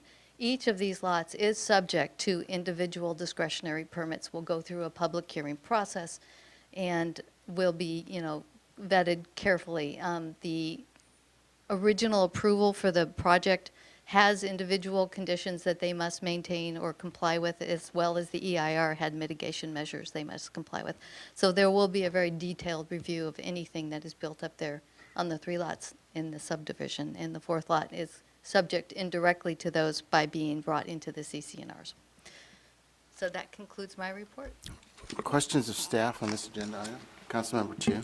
Yeah, just kind of a minor question. On the 3rd page of the amended agreement that we're reviewing, there's one portion that just has a single line that says time is of the essence in this amended agreement. What is that in reference to?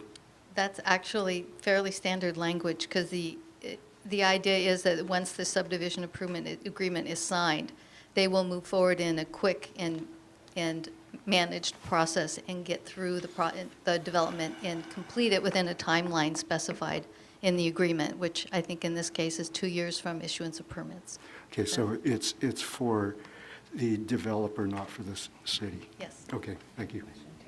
Vice Mayor Morrison has a question. So I drove up to Oak, and I stopped at 45. I did not walk up the easement.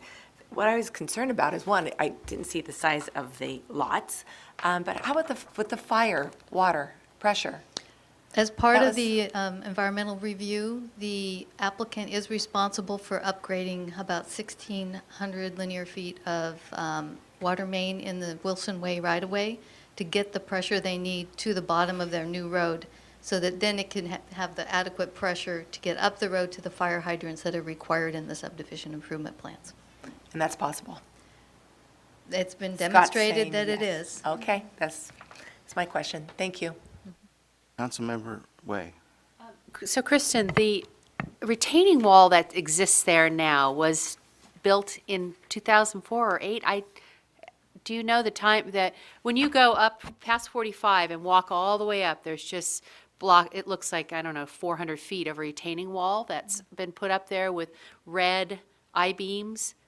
That's the existing structure that was put in before the economic downturn in 2008? Okay.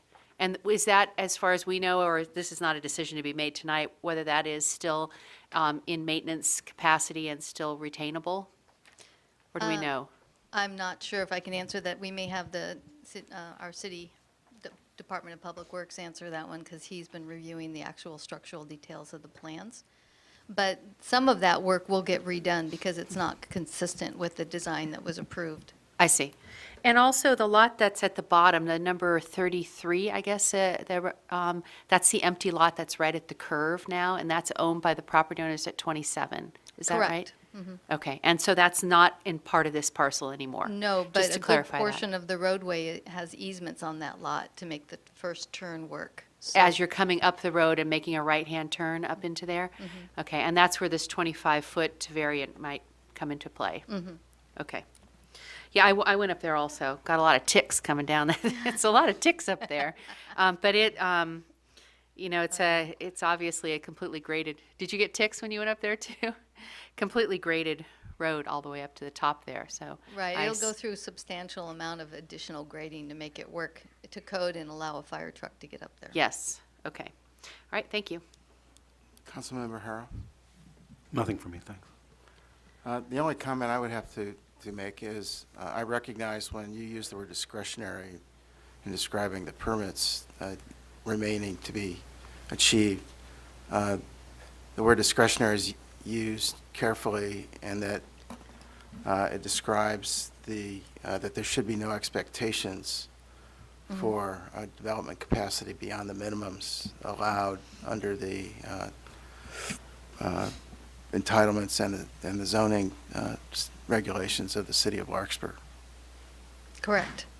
Due to the very steep grades on these lots, their permitted FARs are pretty low, and it's likely every one of them they will attempt an FAR exception on. Well, that's what I mean, the exceptions should not be assumed. Yeah. Because the properties are very constrained, both Right. from a fire safety standpoint and from just a physical constraint standpoint. Are there other questions from the council? Are there members of the public that would like to make comments or ask questions on this agenda item? Yes, sir. Good evening, Mayor and City Council. I'm honored to be here.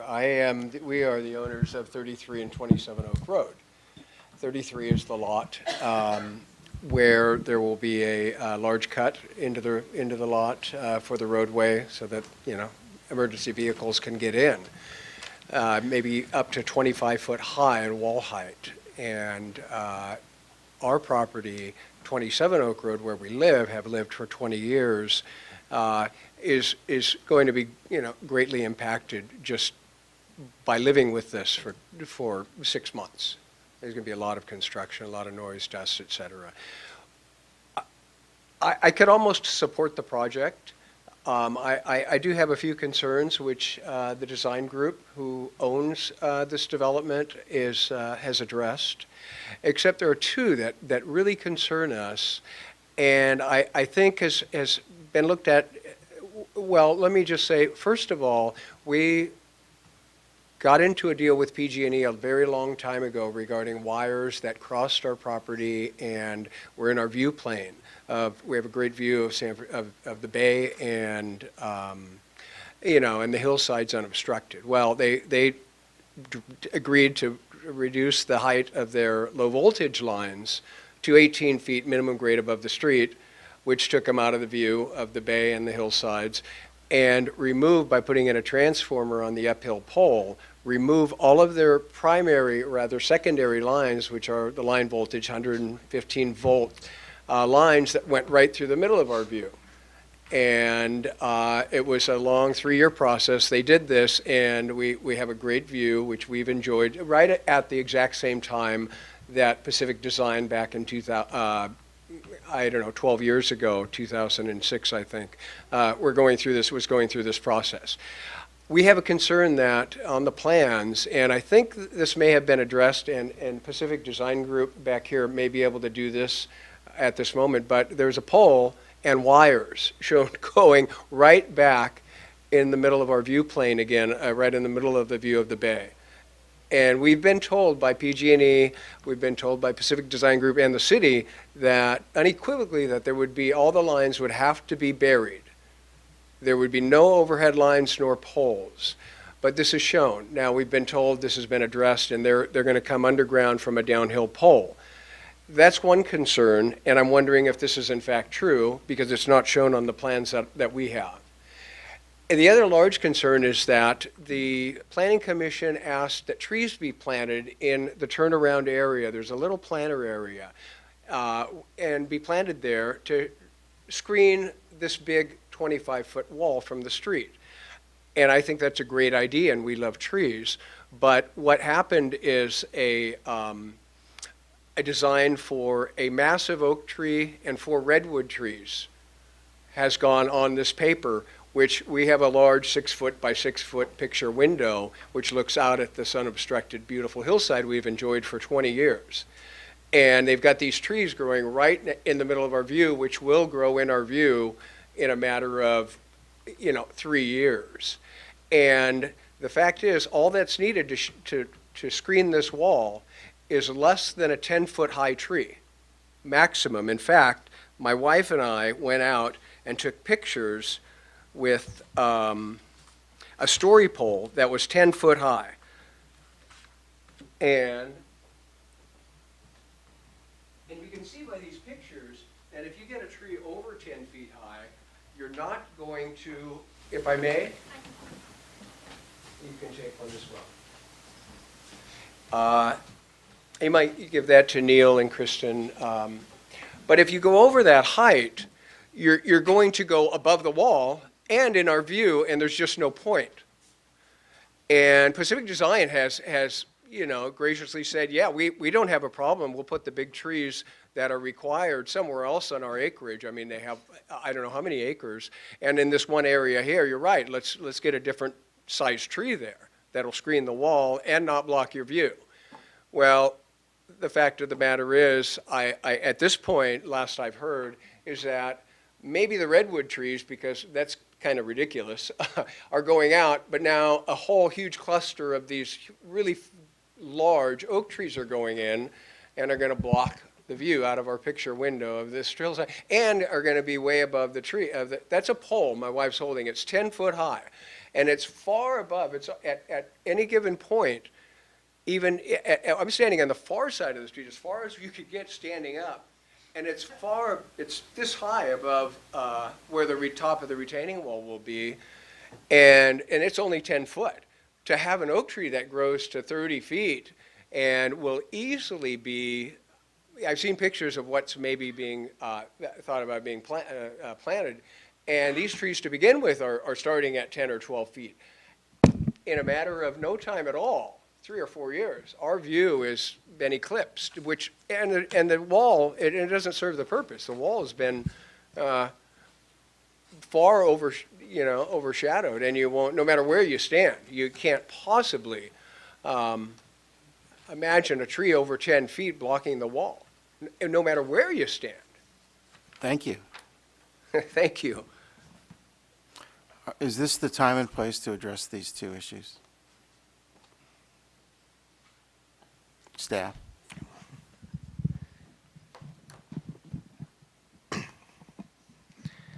Well, we're not in a hearing that we're reviewing the project per se. Would these issues come up later, or are they included in what we are reviewing this evening? They are not included specifically in the subdivision improvement agreement. They the tree is a detail that's shown in the subdivision improvement plan. That landscaping is shown, and it's reflecting both requirements of the mitigation measure and a design review approval that was granted for the specific wall design back in about 2006. So a revision to that improvement plan would require what? That would require either planning director approval or some action to revisit the design review We can approval of that develop plan. language to do that this evening? To just note, to come back. Well, I think it would be fine to note that it's an issue to be addressed, but it's not an item that's actually a part of the action Understood. that council is being asked to consider tonight. Staff is aware of the issues and has been in conversation with the speaker, and we're looking at a way to address it. But as Neil mentioned, among other things, like just to take the trees as an example, the planting plan is part of a mitigation measure that's incorporated into the EIR. So we're going to have to figure out, like, I don't know that there's an objection to changing the trees, but we're going to have to figure out the path to make that change. I just want to lay out how we navigate without losing track of those issues. Thank you. Councilmember Haroff, and then. Just wondering if the applicant wanted to. I will. Other questions of the? Yes. Since 2004, when this was adopted, we've created ordinance, correct me if I'm wrong, that require undergrounding utilities for new construction. Is that correct? So how would that then factor into the power pole that was mentioned by the resident? Well, undergrounding was required even at the time. It's Okay. required under the permit and the approval at the time. So all utilities to the system are required to be undergrounded. The location of the pole, I think that's something the Public Works Director could speak to, or maybe the applicants can speak to, as it's reflected on the plan and how the utilities would ultimately be connected to the PG&E system. Okay. Who wants to talk about that? Good evening, Public Works Director Julian Skinner. So there is a utilities PG&E plan that's included in the set of plans that are referenced in the subdivision improvement agreement. As Planning Director Toff mentioned, all of the infrastructure within the subdivision itself that's shown on that plan is undergrounded. The question at hand here is on the PG&E drawing, which is largely schematic in nature. They show the power to the site coming from a new pole on Oak Road. It's actually not new wires. There are overhead wires already on Oak, but they're closer to the residents, and I believe that in where they are, maybe the comment is that they're not in the view plane. If the new pole were to go in and the wires were pulled to the new pole, then those wires may be more in the view plane.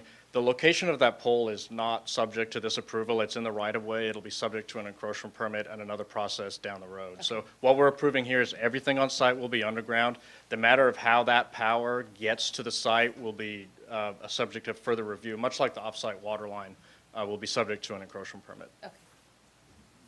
The important thing is there's a process that would include the property owner's interests when they.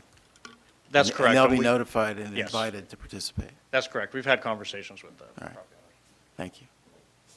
Would the applicant like to make a statement?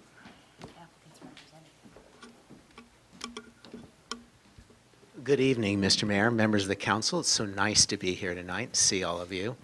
I note that two of you that are sitting on the council approved this project so many years ago. And I might note that I actually had hair when I represented this applicant before I was on the council so many years ago. So it's fun to be back now after the council experience, still representing the same applicant. And so I want to say a couple other things. I want to thank staff for bearing with us, particularly Kristen and Neil. It's been almost 2 years that we've been trying to get back before you on this project. And so I can assure you that staff has fully vetted every aspect of this renewal of the previous subdivision that a prior council approved. So you have very, very reviewed plans and all the specs and the fire pressure, the pressure for the water to get up to the fire hydrants. I also want to thank Mr. and Mrs. Cox back there, because in the last couple of months I've had to interact with them, and they've been most cooperative of trying to work through the easement issue and all of that, and I want to give them a lot of assurance that the applicant will be a very good neighbor, that absolutely the utilities are going to be undergrounded. This issue with the trees, we were told we can't change the exact plan for what the trees are, but certainly the applicant is more than happy to, hopefully, subject to the planning director's discretion, change the trees so it doesn't block views or move them in a different location. We have no intent whatsoever to try to block anyone's view unnecessarily. So with that, we're really excited that hopefully that the council will go with staff's recommendation and we can get going on this. And we note the mayor's comments about making sure that the future applications come through. Don't expect that you're going to exceed any of the zoning constraints. We fully understand that. And that each of the 4 homes in the future to be built will be homes that the city can be very proud of, and they will be fully vetted through the entire planning process that everyone will have a chance to weigh in on. Thank you. Thank you very much. Questions of the applicant's representative from the council? Can I just add one quick thing for clarification? Yes, sir. The pole that is in. If you could come to the microphone, please. Yes. Just so that it's clear, the pole that's been referred to and that is on the plans, that is across the street from us, from the corner of our house, it's only 18 feet high. And that, it's 19 feet, 1 foot down are the low voltage lines from the telephone company and the cable company, coax. There are no primary nor secondary lines that provide line voltage, anything other than low voltage. But on the and those lines that were up that need to be much higher have been removed 10 years, 12 years ago. And what's shown on the plans is a pole that is a high pole that carries line voltage. Meaning so while everyone has said, no, this project will only include underground lines, that's true. They show underground lines for their project. That's not our concern. Overhead lines at their project doesn't bother us. It's where they come from. They're all shown to come from the pole that is only at this point 18 feet high. But the electrical is shown to be buried from that pole, which means they have to bring electrical to the pole. And now that's not, and then they'll serve their subdivision underground. But when they bring them to the pole, holy cow, that's right through the middle of the baby. The important takeaway, I believe, here is that the Public Works staff is going to stay in touch with you.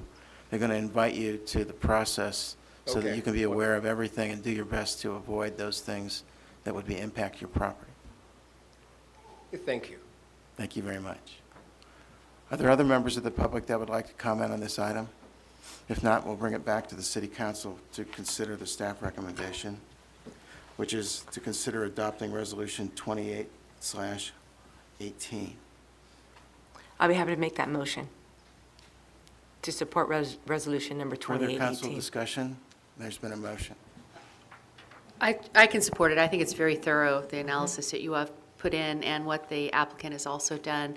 Chris has taken a lot of your time and effort, I can see by your file there, so really appreciate how clear it was. And also the opportunity to go visit the space and really get an idea of where the layout of those lots was. So thanks for all the hard work you put into this. I'll second that amendment. And Lynn, I like that you said you're going to make it these homes will be beautiful that we'll be proud of, so we'll expect to see that. There's been a motion to adopt Resolution 28/18, and there's been a second. All those in favor of the motion say aye. Aye. Opposed? The motion carries unanimously. Is there an appeal period? Not necessary for that. It's a business item, all right. Thank you very much for your attention to this item this evening. The next item on the agenda this evening is item 8.4, the General Fund Review, Preliminary Fiscal Year 2018 2019 department budgets. May we have a staff report? Maybe give our staff a second to transition, Mr. Mayor. Sure. Bye, Kristen. Bye, Neil.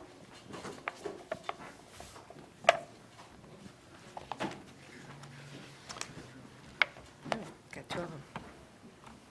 Okay. So I've been joined by Kathy Orm, the finance director for the city.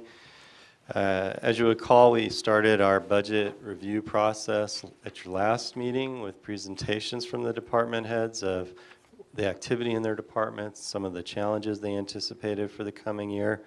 Now we take our first dive into the detail of the budgets themselves.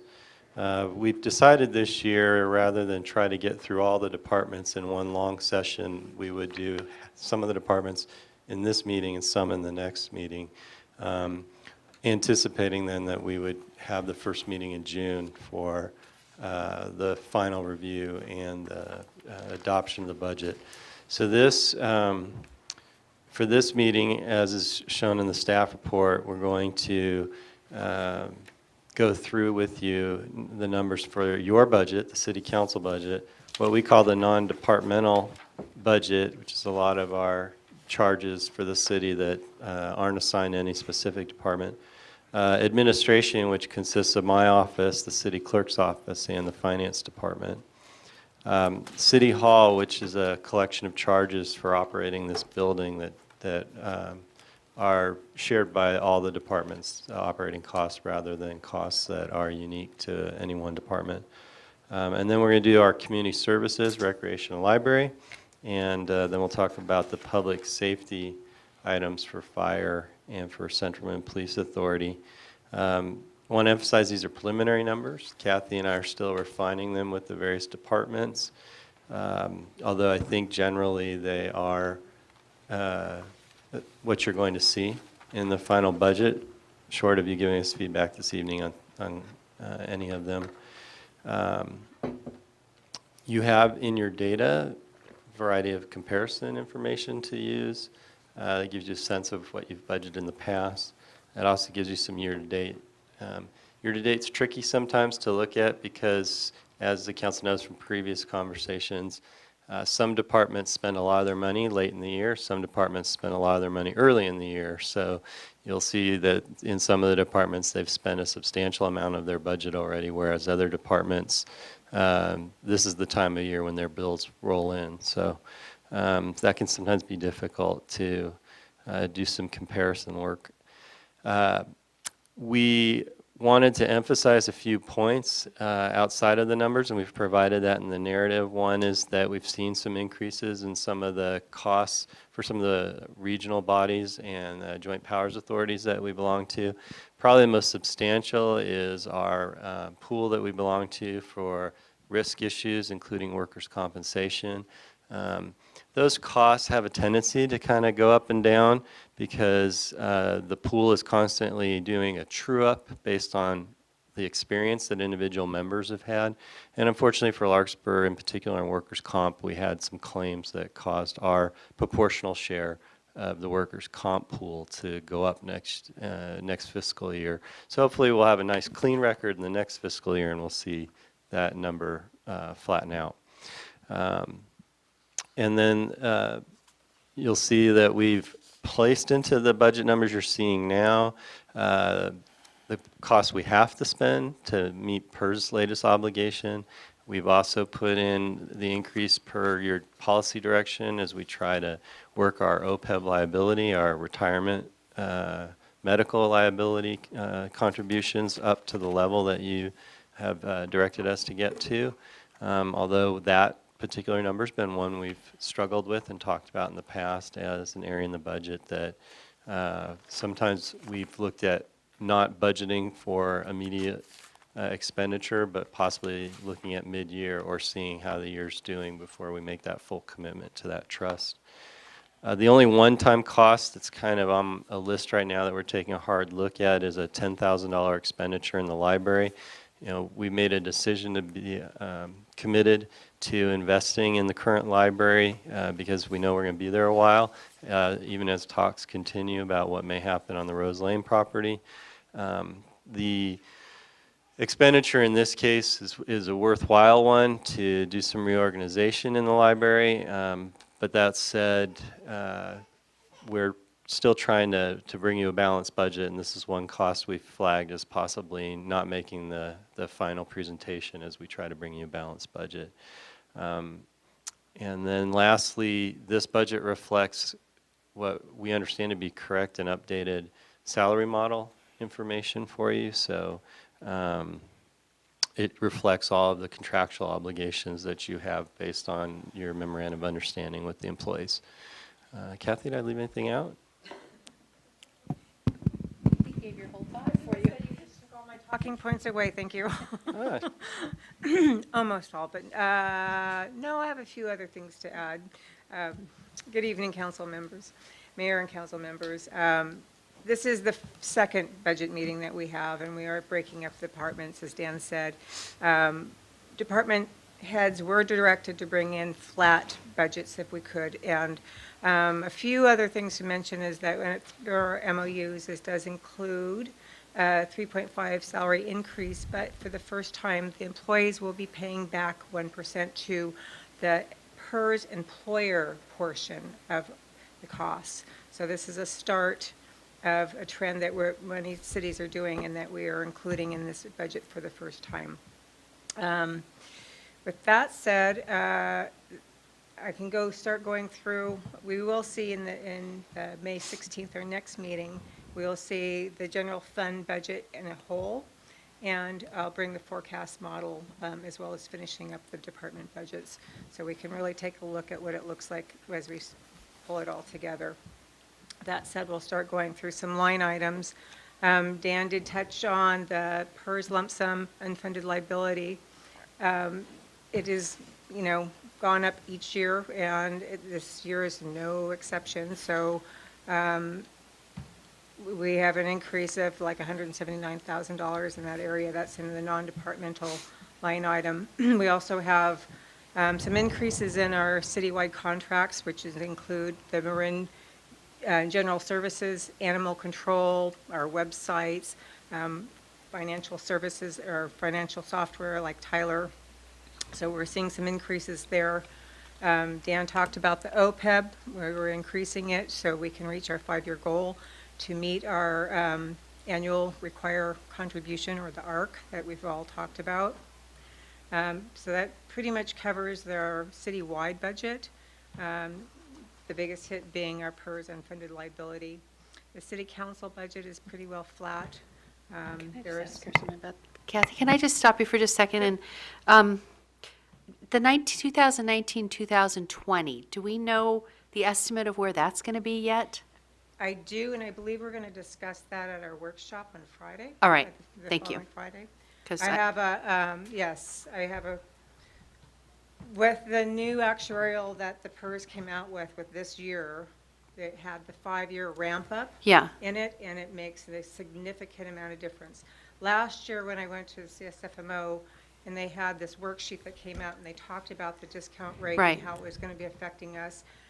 Those actuarials weren't out yet with the 5-year ramp in, and I was seeing 1% and 2% increases, and I'm like, okay. But with the 5-year ramp up, we're seeing significant increases, which we'll get into detail on our workshop. Okay, thank you. That would be helpful for me. Thank you. And I know Larry's got probably things to contribute to that idea, too. Go ahead. Thank you for that. Yep. So yeah, more on PERS later. So the council budget is pretty well flat. The other mention is an overall increase in health benefits of 4%. I didn't go up more because we had a decrease the year before, and then they went up 6. I don't think they're going to go up 6 again. It's kind of a hit and miss, but if you follow a trend, we'll see if I'm on track or not. We may have to do a mid-year. Administration budgets, in the salary line item, we have including a half of a part-time administrative assistant position. The other half is going to be in the rec department. We have a retirement in rec, and the idea is to we could use the help at City Hall and for hiring purposes, Dan, correct me if I'm wrong, but to hire a qualified candidate, it would be easier to find a more qualified candidate at a full-time than it is at a part-time position. So, Yeah, we've proposed programming, we have always had a half-time position in rec. The work only warrants a half-time position. There's other needs in the city, so we came to you previously and asked if we could make that admin assistant a full-time position. I think not only does that fill some other needs in the city, but we anticipated it would create a more interesting job opportunity and improve the pool of candidates. And in fact, we're in the midst of that search, and we received tremendous interest in the full-time position and have a very rich pool. That's one change in the admin budget. I will also mention under the health benefit line, it's just not health premiums, it's health premiums, life, dental, and a wellness benefit that we have. So it's a lump of health benefit goodnesses that we get. If there's any questions on that first page, you can go to the second. We can see that the Chamber of Commerce is in here. This is covered by our TOT money. I do transfer money in, but it is in there. I want to point out there's increases in the human resources line item as well as the legal line items due to trending, and our trends are just going up to make it real. I do have a line item in postage that has a $15,000 that we were planning on for the Measure B mailers. And that money, some of that money ended up down below in another line under the contingency special, where we were capturing what was costing us for the Measure B. And so I had accidentally have a little misstep on that one, but that would be why we have such a decrease in our postage, would be we're not doing Measure B.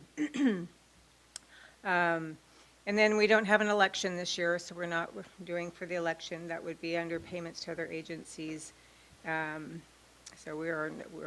that's another miss. I don't know if there's any other questions on this line item in this budget.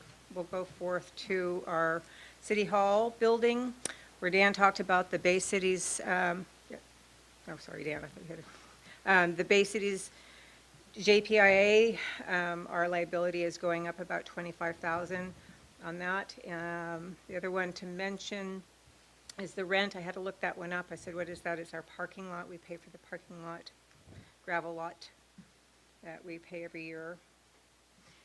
That's an employee lot. Employee lot. Here. Sorry, yeah. Who owns it? It's tied to the dental office. Yeah. I was like, what? That's so good. And what equipment is $50,000 that we're replacing, or is that just a general fund? No, I'm glad you brought that up. The $50,000 is, we had $50,000 this year. I'm adding another $50,000 for this next budget year. That is for our elevator. Oh. Our elevator is in need of, it's old, and we've been parting it together, and our fear is that if we have to make it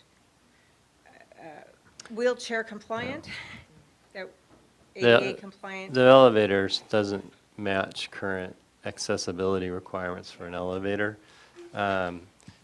And so we run into that challenge of exercising grandfathering clauses, what the law says, and it's just best to start building up some money and plan for a rather large expenditure and make it wheelchair accessible. Okay. You could sort of get in there, but you definitely couldn't pivot a wheelchair around it all in there. So I'm building up funds for the day that we really do need to have to replace the elevator. The other equipment line is my buddy's Laserfiche project. So Jamie's taking on getting rid of all the Laserfiche and getting it to digital. So this is her line item. We've budgeted some for this year, so it'll be a carryover. We're not sure how much this line item could be adjusted as well. So that's all I have for this building. The next two line items, so this is the first year we're showing fire as a one line item. There'll be more to come as CMFA, it's hard to say that for me, moves forward, maybe mid-year, we're not sure if we'll be, how we'll look. I had to do a little maneuvering with the font and the budget here to get it to do one line item. But we are showing fire this year for one line item. And then the police also. The police budget goes tomorrow night, and so we'll know whether or not that passes by next meeting. So that's our police and fire both staying fairly well. They have small increases like the rest of us with salary and benefits. Is the 221 for police, that's salary and benefits mostly, or will? That is mostly, for the most part, the police budget has stayed fairly flat. Like us, they had some increases with Bay City's JPIA and their insurance fund, but that includes their new contract as well. And Kathy, you do the books for the CMPA, correct? Correct. And we're paid for that also, right? We are. Okay. And are we doing it, are you doing it in your department also for the CMFA? No, that's not the plan. Okay. The plan is, not really sure right now. The plan is for Corte Madera to ultimately assume that responsibility. But because we haven't, until we are no longer the employer of firefighters, we do continue to have to do.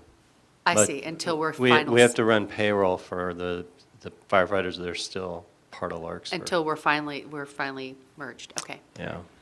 Councilmember Chu had a question. Yeah, actually a response to Councilmember Way's question. Yeah, besides the increase in insurance, we also had a change in the funding formula. So that increased Larkspur's share from previous year.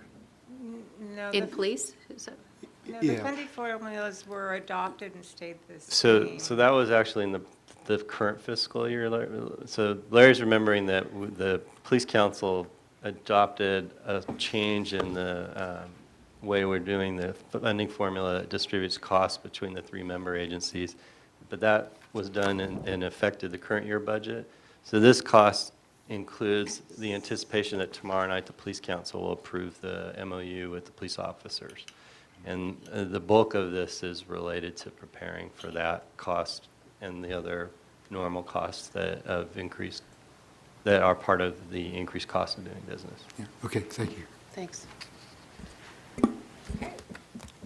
Moving on to Park and Rec. The Recreation Department, here's our other half part-time position. We do have a retirement at the end of this May. Who's that? Tony? Oh, Tony's retiring. Yes, Tony, so that will be how we can have splitting the positions to help both departments out. You can see the rec department is pretty well flat. We had a $10,000 cost recovery line in for this budget year. We moved the revenues for the gym and the field out to a liability account per the contract at the school. We will, so the revenues that are being collected for the gym and the fields are going to help pay for our contract obligation to the school. So it's coming out of this line item, and then there was some cost recovery there at the first year for Dick's time to be accounted for, but not moving forward.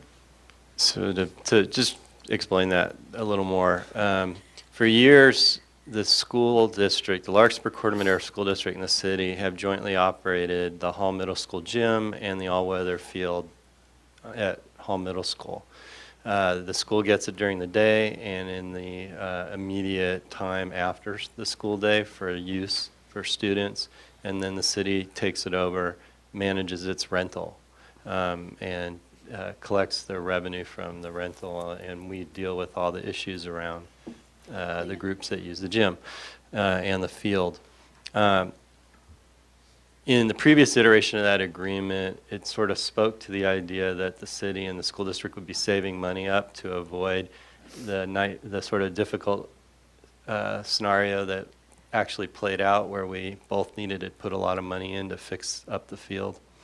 But for a variety of reasons, neither entity had made that a regular practice to build up those funds. So we decided to keep ourselves honest. We brought you a contract that now actually stipulates that we will both contribute money annually into a fund. The total between the two facilities is $35,000 for the city to contribute to the funds each year, and the idea is that they build up, they pay for the annual maintenance costs, and hopefully there's enough money in those accounts that, for example, when the turf has to be replaced the next time, it's there in the account and we don't need to come up with it as we had to do this time. So because we have this new practice, Kathy and I talked about we need to somehow track the revenue off of these operations because that's what should be paying these obligations. And so that's what Kathy's talking about. We've taken that particular thing out of the general fund and we've given it its own accounting procedure now. So you won't see it in your general fund budget anymore. That $10,000 line item is when we used to have the maintenance and contract obligations sort of thought of as something that ought to be in your general fund budget. Okay. How long will it take to pay off the field? Well, remember, we made our contribution with excess revenues, so our portion to build the field this time around has been paid for. Okay. Yeah. So I thought you said. The rental income's been running substantially above the $35,000, so between the two facilities. So we feel comfortable we'll make our payment.